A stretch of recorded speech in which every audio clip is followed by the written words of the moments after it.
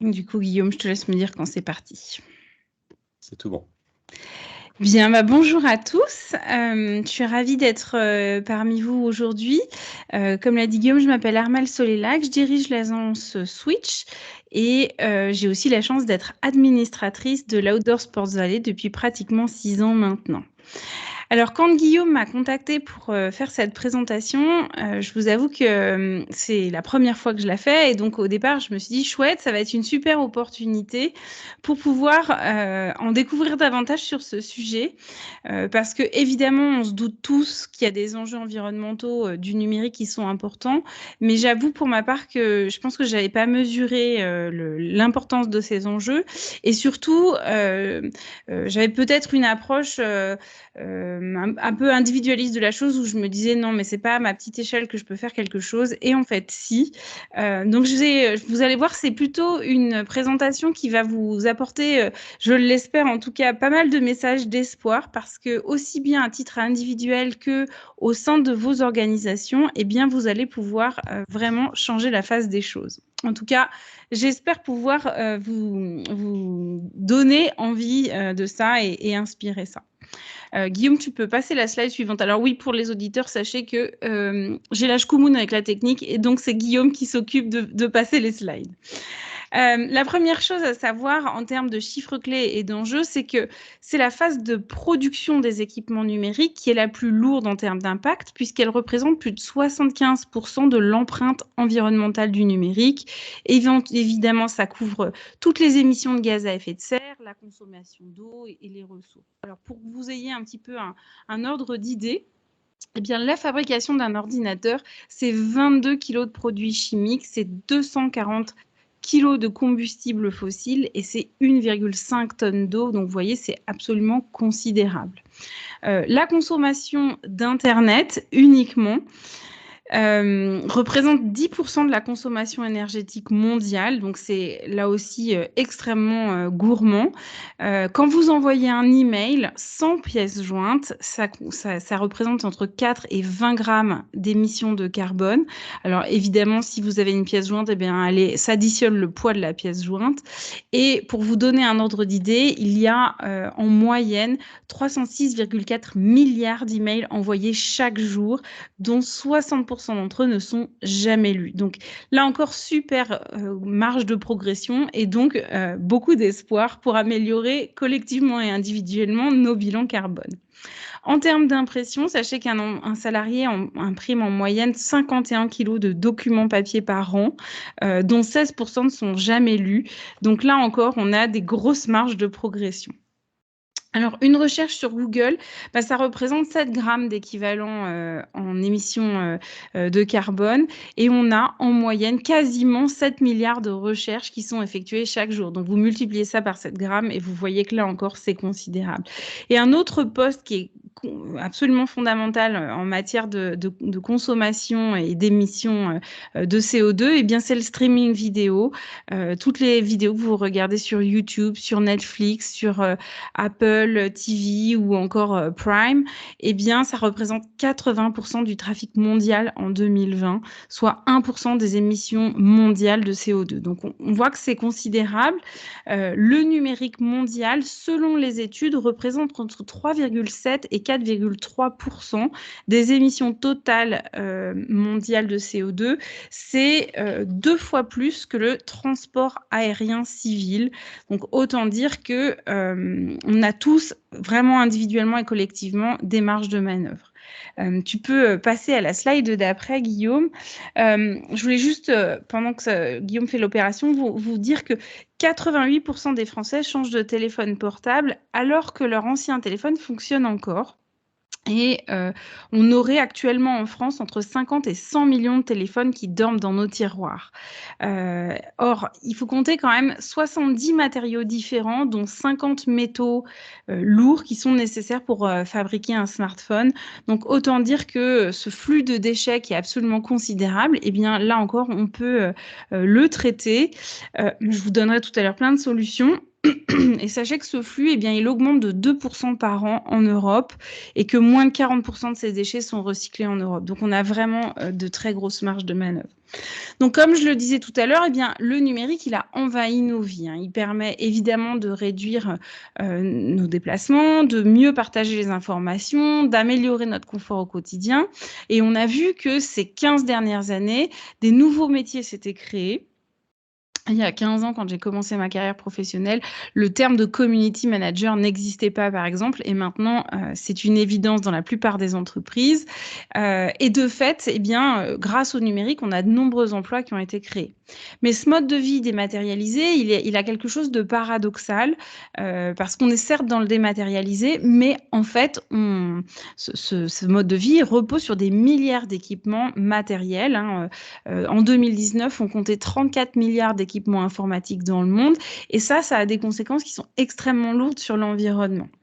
Et pourquoi ça a des conséquences? Eh bien, parce qu'en fait, sur la totalité du cycle de vie du matériel, hein, des objets numériques, eh bien, on va puiser dans les ressources naturelles, on va émettre des déchets, émettre des gaz à effet de serre qui sont extrêmement nocifs pour notre environnement. Donc, tout l'intérêt, en fait, de bien connaître les impacts, eh bien, d'une part, c'est de bien les mesurer, ce qui nous permet ensuite, dans les entreprises, de faire des bilans carbone les plus précis possibles et de voir où sont nos axes d'amélioration.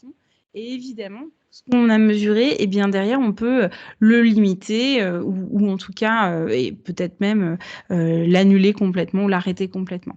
Donc, comme pour faire une référence à un président nouvellement élu, eh bien, on n'est pas obligé de revenir à un modèle Amish pour adopter une consommation qui soit plus responsable et pour réduire finalement le plus possible notre empreinte écologique. Donc, pour ça, il faut comprendre, Guillaume, tu peux changer de slide, que on a vraiment un enjeu à chaque étape du cycle de vie de création et ensuite d'usage et ensuite de destruction, ultimement, de nos équipements numériques. En premier lieu, l'extraction, hein, c'est donc l'extraction des matières premières qui est l'étape, comme je vous le disais, la plus impactante. La production de ces équipements, en fait, il nécessite d'extraire des quantités de ressources qu'on appelle abiotiques, c'est-à-dire des ressources qui sont naturelles, qui ne sont pas vivantes et qui ne sont pas renouvelables.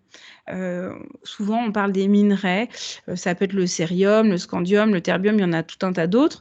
C'est des minerais qui sont extrêmement convoités et qui permettent de fabriquer de multiples composants électroniques, en passant des écrans par les puces de nos téléphones, etc.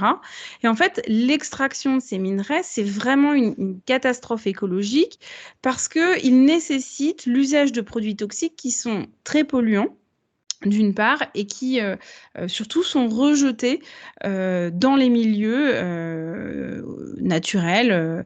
Donc c'est mauvais pour le reste des milieux, mais c'est aussi mauvais pour nous en tant qu'êtres humains. Et il faut aussi savoir que l'extraction de ces minerais sont souvent synonymes de travail forcé, de droits des populations locales qui sont bafoués. D'ailleurs, on qualifie souvent ces minerais comme minerais du sang ou minerais de conflit. Alors, autant dire que c'est pas très glorieux tout ça. C'est souvent lié à des milices ultra-violentes, à un commerce illégal des métaux. Bref, on a des financements derrière occultes qui sont quand même pas très glorieux. La deuxième étape, l'assemblage, alors c'est un peu l'étape du paradoxe puisque, je vous le disais tout à l'heure, la dématérialisation des échanges amène un usage et une production matérielle qui est toujours de plus en plus abondante et finalement, là encore, on a un paradoxe parce que de plus en plus, nos matériels se réduisent, ils se miniaturisent, comme on dit, mais plus ils se miniaturisent, plus leur coût social, leur coût environnemental augmente, et il augmente aussi dans le temps. Donc cette complexification et cette miniaturisation constante des appareils, eh bien, elle amène une multiplication des matières premières utilisées. Pour un smartphone, par exemple, il en faut 70. Il faut 70 matériaux rares pour produire un simple smartphone, ainsi que des traitements chimiques et des besoins énergétiques qui sont absolument colossaux. Donc cette phase de fabrication, extraction et assemblage, elle est plus énergivore que la phase d'utilisation en elle-même par le consommateur. Je vois, Guillaume, que tu as des difficultés techniques. Je ne sais pas si je peux t'aider ou pas là-dessus, mais je continue pendant ce temps-là. Donc la troisième phase, qui est celle sur laquelle finalement tout à chacun peut commencer à avoir un impact, eh bien la première chose, c'est qu'on peut mesurer le coût de nos équipements du quotidien, que ce soit sur notre facture énergétique par exemple. Mais ça, finalement, ça n'est que la partie émergée de l'iceberg. En fait, le numérique, qui représente donc 4% de la consommation d'énergie primaire mondiale et 5,5% de l'électricité mondiale, ça se répartit entre les data centers, les réseaux évidemment, et puis tous les terminaux. Eh bien, la priorité, ce sur quoi vous pouvez finalement agir pour limiter l'impact environnemental, eh bien, c'est en réduisant finalement la manière dont vous utilisez votre téléphone. Et tout à l'heure, je vous donnerai plein d'astuces pour le faire de manière ludique et pratique. L'avant-dernière étape, c'est la fin de vie. Alors, pardon, les déchets numériques, c'est ce qu'on appelle les DEEE, donc déchets d'équipements électriques et électroniques. On aime bien les acronymes en France. Eh bien, ils sont considérés comme des déchets dangereux. Et comme je vous le disais tout à l'heure, c'est parce qu'ils contiennent un certain nombre de substances qui présentent des risques pour la santé et pour l'environnement. Or, ces déchets, à 75%, ils échappent complètement aux filières légales de recyclage. Ils sont souvent importés en Asie ou dans certains pays d'Afrique. Et quand on a quand même les 25% qui restent, qui sont recyclés, qui sont envoyés dans des filières légales de recyclage, et bien là, en fait, on se heurte à un problème qui est celui de la recyclabilité. En fait, la manière dont sont fabriqués nos téléphones, par exemple, rend quasiment impossible la dissociation des matières et des matériaux.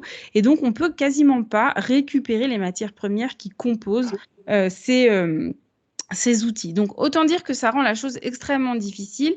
Et à cela s'ajoute un phénomène dont vous avez sûrement tous beaucoup entendu parler, qui est le phénomène de l'obsolescence programmée. Alors, c'est un phénomène qui est bien connu, qui est désormais un délit en France depuis 2015, puisque d'ailleurs, je vous le mentionne, la HALT, c'est donc l'association HALT pour l'obsolescence programmée, HOP, qui a réussi à faire condamner Apple, rien que ça, en 2020 pour l'obsolescence de ses iPhones. Eh bien, en ce moment même, malheureusement, ça n'a pas suffi à mettre définitivement fin à cette pratique qui est encore très courante. Donc, ce phénomène, il vise en fait à réduire volontairement la durée d'usage dès sa conception d'un équipement électronique. Et souvent, à cause de cette obsolescence programmée, eh bien, la durée de vie d'un ordinateur portable, par exemple, n'est que de 2 à 5 ans, alors qu'en fait, ces ordinateurs pourraient vivre au moins le double de temps. Donc, autant dire que c'est quand même très, très ennuyeux à la fois pour nos portefeuilles, mais surtout pour l'environnement. Guillaume, je te laisse passer à l'étape d'après, que sont quelques conseils pour réduire l'impact de nos équipements numériques. Le premier, il est tout bête, il est de prendre soin de ces outils. C'est le geste le plus efficace, celui qui coûte le moins cher finalement. Ma présentation sera disponible et je vous ai mis un lien vers une page qui a été créée par le gouvernement, qui est extrêmement bien faite pour objet par objet numérique, savoir quelles sont les astuces pour bien prendre soin de son matériel. Pour un smartphone, évidemment, la coque, la protection avec un verre pour l'écran en verre trempé, ça fonctionne à tous les coups et ça permet d'allonger de manière considérable la durée de vie de son matériel. Pour des ordinateurs en entreprise, typiquement, les anti-spam, les antivirus sont là aussi une manière de prendre soin de son matériel et de le prolonger leur durée de vie.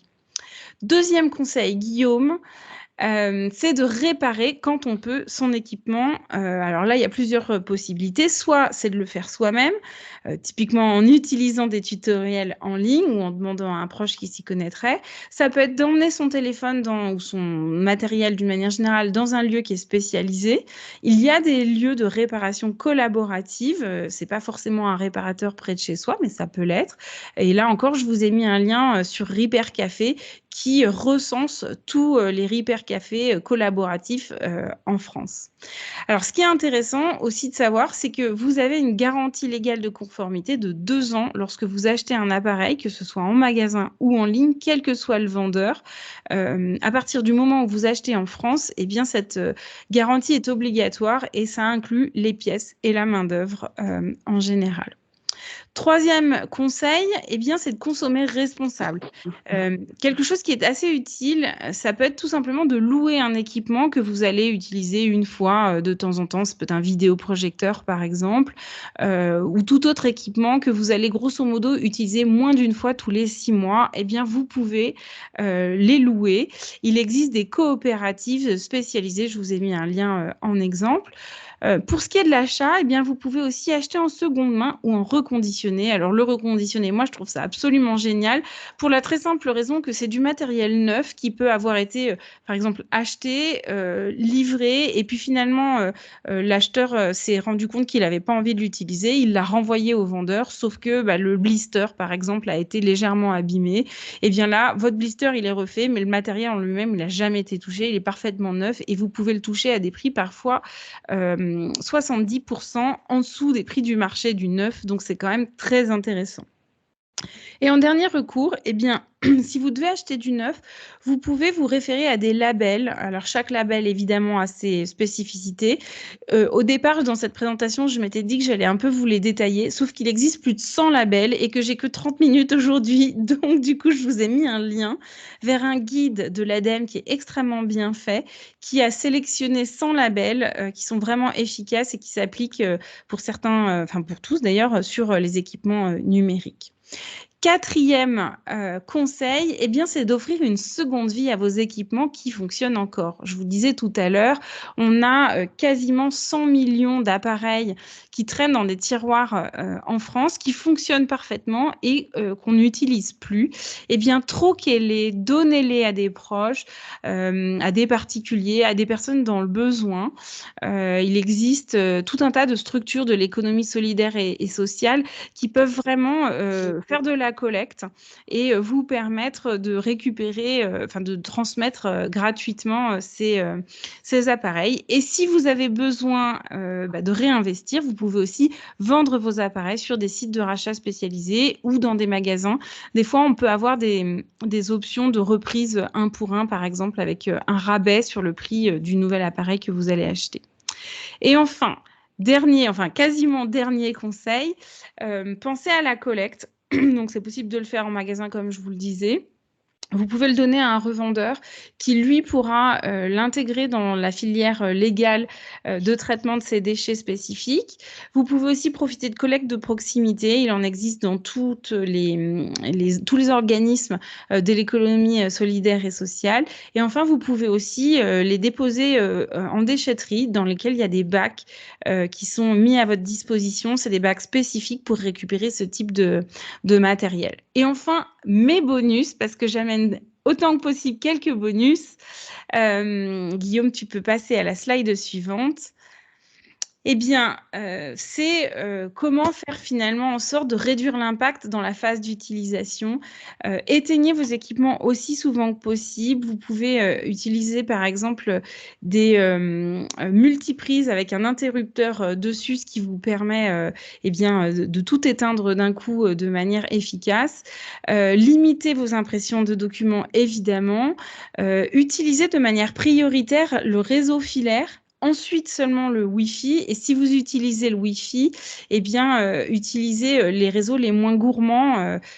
En ce moment, c'est la 4G. Évidemment, après, on aura de la 5G. Mais pour certains éléments, si vous pouvez vous mettre en 4G, eh bien, faites-le. Et en dernier lieu seulement, le partage de connexion qui est extrêmement gourmand au niveau environnemental. Utilisez de préférence des appareils multifonctions plutôt que d'investir dans des appareils monofonctions. Ça semble évident, mais c'est encore loin d'être le cas. Si vous avez la possibilité dans vos entreprises ou à titre personnel d'installer des systèmes d'exploitation de type Linux, c'est beaucoup moins gourmand en énergie et c'est aussi très protégé en termes de virus.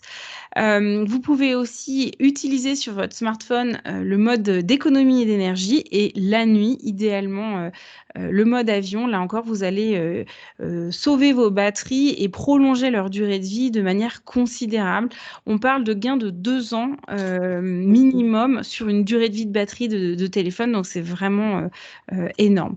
Là encore, pour augmenter la durée de vie de vos appareils mobiles, eh bien, fermez ou supprimez les applications quand vous ne les utilisez pas. C'est un simple swipe vers le haut, c'est très rapide et vous allez, là encore, avoir des résultats qui sont vraiment intéressants. Sur Internet, c'est vider les caches de vos navigateurs très régulièrement. Idéalement, il faut le faire une fois par semaine. Et dans le même axe, c'est limiter le nombre de fenêtres ou d'onglets que vous ouvrez d'un coup, en particulier sur vos navigateurs Internet, parce que ça attaque extrêmement fort les ressources de votre ordinateur. Et enfin, à chaque fois que vous pourrez diminuer la luminosité de vos écrans, non seulement vous ferez du bien à la planète, mais aussi à vos yeux, parce que ça attaque énormément au niveau oculaire. Alors, quelques derniers conseils. Guillaume, tu peux changer de slide. Ce sont des conseils pour réduire l'empreinte énergétique de vos emails et de vos impressions. Alors là, le premier conseil au niveau de votre entreprise, c'est de complètement repenser votre politique de messagerie. D'abord en limitant le nombre de personnes auxquelles vous envoyez vos messages. Ensuite, en évitant de mettre des pièces jointes. Et l'idéal, en fait, c'est de mettre un lien URL vers une pièce jointe qui sera elle-même stockée dans Cloud, ça peut être dans Dropbox par exemple. Mais vous pouvez aussi l'envoyer avec des sites de dépôt de pièces jointes comme WeTransfer ou sur le Drive, évidemment. Évitez vous savez, ces images en signature de mail qui sont très jolies, mais qui sont une catastrophe d'un point de vue environnemental. Et surtout, classez vos emails le plus possible. Faites du tri dans vos boîtes mail. Sachez qu'au-delà de 10 ans, si vous n'avez pas ouvert un mail, il y a peu de chances que la 11e année, eh bien, vous l'ouvriez. Et pour vous donner juste un exemple qui m'est personnel, l'année dernière, j'ai supprimé à peu près 8 ans d'emails et ça m'a permis de sauver 1,6 tonnes d'émissions de gaz à effet de serre par une action qui m'a pris une demi-journée de travail. Donc, ça prend peu de temps, mais par contre, ça fait un bien fou à la planète. Évidemment, évitez les conversations par mail. Mieux vaut utiliser de la messagerie instantanée ou encore mieux, le téléphone quand vous en avez la possibilité. Désabonnez-vous de toutes les mailing lists que vous ne lisez pas. Et si, parce que parfois il est très très compliqué de se désabonner de mailing list, eh bien fixez-vous des règles, créez des règles en fait dans vos boîtes mail qui permettent de diriger d'office les mails que vous ne lisez pas vers vos boîtes poubelles, en fait, vers vos corbeilles que vous allez vider, là encore, idéalement une fois tous les jours, si c'est pas possible, au moins une fois toutes les semaines. Là encore, utilisez des anti-spam sur vos messageries et puis préférez l'impression quand vous avez à lire une page sur le web dont la lecture dépasse 2 minutes, 12 secondes. Je ne suis pas à l'origine de ce calcul, évidemment, c'est un calcul qui a été fait par l'ADEME. Ça peut sembler fou parce que moi, on m'a toujours dit ces 20 dernières années qu'il valait mieux être en ligne qu'imprimer, mais en fait, quand on passe beaucoup de temps en ligne, eh bien, à certains moments, l'impression devient en fait moins mauvaise pour l'environnement. Et puisque potentiellement vous allez imprimer, évidemment, préférez le noir et blanc, préférez du recto verso. Et alors, j'ai découvert à l'occasion de cette présentation qu'il existait 4 polices d'écriture qui étaient plus écologiques, la ceinture gothique étant l'une des plus efficaces avec la Raman Eco. Donc, vous voyez que vous pouvez diminuer de 30% votre impact, 30% et plus, en utilisant ces typographies. Qui l'aurait cru finalement? Guillaume, je te laisse peut-être lancer les questions-réponses pour cette session. Il est disponible en ligne. Tout à fait. Ils auront tous un PC normalement, ce que j'ai compris. Merci Armel pour cette présentation. Vous êtes une vingtaine à être connectés en direct. Je ne sais pas s'il y a des personnes qui souhaitent rebondir sur la présentation d'Armel, qui ont une question. On peut se donner un peu plus de 5 minutes d'échange comme ça. Donc n'hésitez pas via le chat ou en levant la main virtuellement sur Teams pour prendre la parole. Cédric, je donne la parole. Oui, Merci Armel pour la présentation. C'est extrêmement intéressant et à la fois un peu culpabilisant quand je vois mes pratiques. Est-ce que derrière, on parle beaucoup de compensation en améliorant les comportements? Après, est-ce qu'il y a des pistes pour compenser autrement? Enfin, je sais qu'on achète un billet d'avion, maintenant ils proposent de compenser, mais quelles sont les solutions également, j'ai envie de dire, annexes pour diminuer son impact, peut-être quand certains comportements ne peuvent pas être changés? Alors, merci beaucoup Cédric pour cette question. Je suis très mal à l'aise pour te répondre parce que la compensation, c'est un peu triché finalement, dans la mesure où c'est payé un certain montant qui est en général assez ridicule à des associations en charge de cette collecte qui vont ensuite reverser à d'autres associations pour pouvoir planter des arbres ou conduire des actions de réduction du carbone. Font des émissions de gaz à effet de serre. Donc, je suis pas hyper à l'aise pour répondre à cette question. Je recommande quand même plutôt de regarder tes pratiques individuellement parce qu'en fait, il y a énormément de choses que tu peux faire sans nécessairement dépenser de l'argent ou alors en dépensant ton argent autrement. Typiquement, l'achat en reconditionné, comme je le disais tout à l'heure, ça te permet d'avoir du matériel neuf sans passer par des filières qui sont extrêmement dispendieuses ou tout simplement supprimer des mails dont tu n'aurais pas besoin. L'impact, il est énorme. Quand je disais tout à l'heure que pour ma part, j'avais supprimé en une demi-journée plusieurs dizaines de milliers de mails et que ça m'avait